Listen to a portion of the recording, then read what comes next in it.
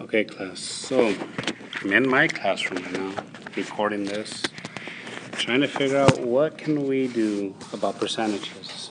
So let's say I ask you, what is 8%? No, let's try 12% of a number. What I'm asking is, what is 12% of, I don't know, 25? So this would be a fraction or a part of 25. So I need to figure out how can I get this to represent this as a percentage. So 12%. If I look at it in different forms, I know that's also 12 out of 100 because 12% is also the same as 0.12. And this is the same as 12 hundredths. Now, don't get confused when I ask about 12% of 25. Some people are just asking, do we have to divide? What do we do? What you need to do is turn this into a decimal and then multiply times the number that I'm trying to find the percentage of. For example, 12% of 25 would look like this, 25 times 0.12. If you're having a hard time multiplying with decimals, this is where you need to come in for tutoring and extra help. So I'll go ahead and work this problem out. I end up with, okay, that's 50. Make sure I did this right. Okay, 10, 300. Now, what I need to figure out is, where does my decimal go? This decimal is covering two numbers, or there's two numbers behind my decimal. So I move my decimal 2 times. 3.0, so 12% of 25 would be 3. Now, I know some of you feel like, oh, well, you're going too fast. So let's go back to this part right here. Where did I get this decimal from? Well, any whole number, no matter how big, on the farthest right side, you have a decimal there. 300 has it right there. 7 has one behind it. 125 has one all the way behind it. And if I need to move it, then it's there for me to move however many places. So for this example, since there's 0.12 here, there's two numbers, I have to move it 2 places right here.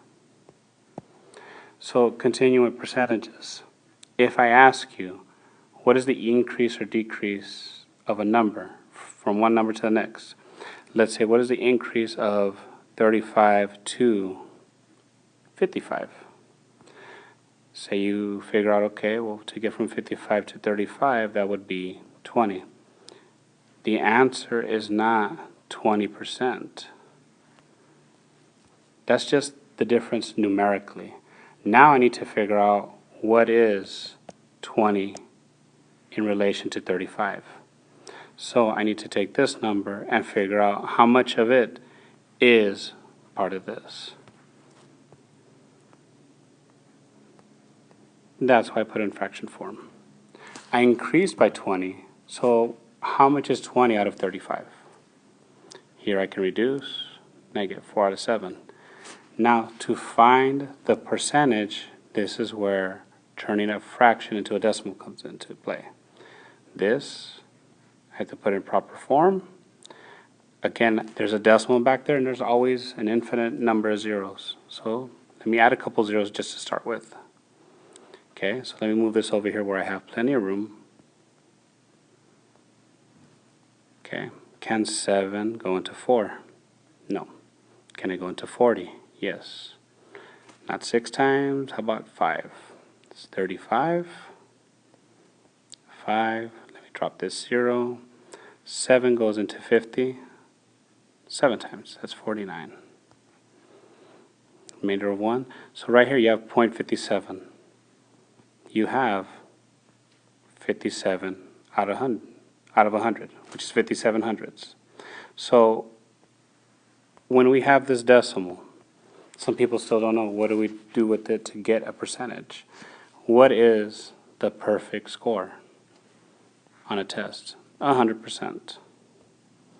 This is 5710, 57 100. So 57 out of 100. So I have 57%. Or move this over to the right twice.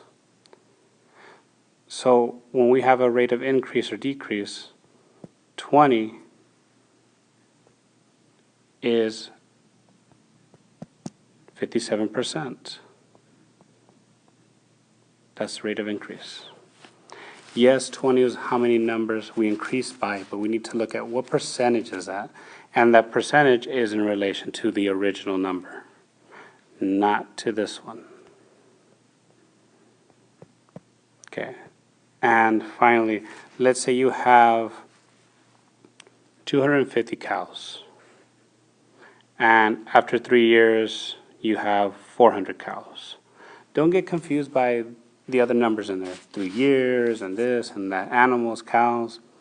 What I want to know is, in those 3 years, how much did I increase total? There's no part that I said where I need to know per year, per month. No. How much did I increase by? Okay. Well, from 150 to 400, from 250 to 400, let's find out what that is. 150. So now, what is 150 in relation to 250?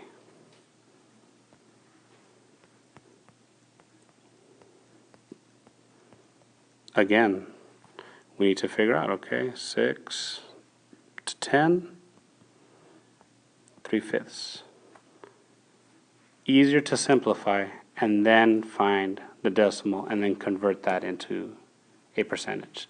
So let's put this in the proper form. Again, let me add a couple zeros just because I'm going to need it. Okay, 5 goes into 3, 0 times, into 30, 6 times. 5 goes into 0, 0. So I have 0.60. 6 10, 6 0, so 60 10, 60 hundreds, or 60 out of 100. Perfect test is 100. So if I got 60 out of 100, I got 60%. So 150 is the number I increased by, but I actually went up 60%. So the rate of increase here would be 60%.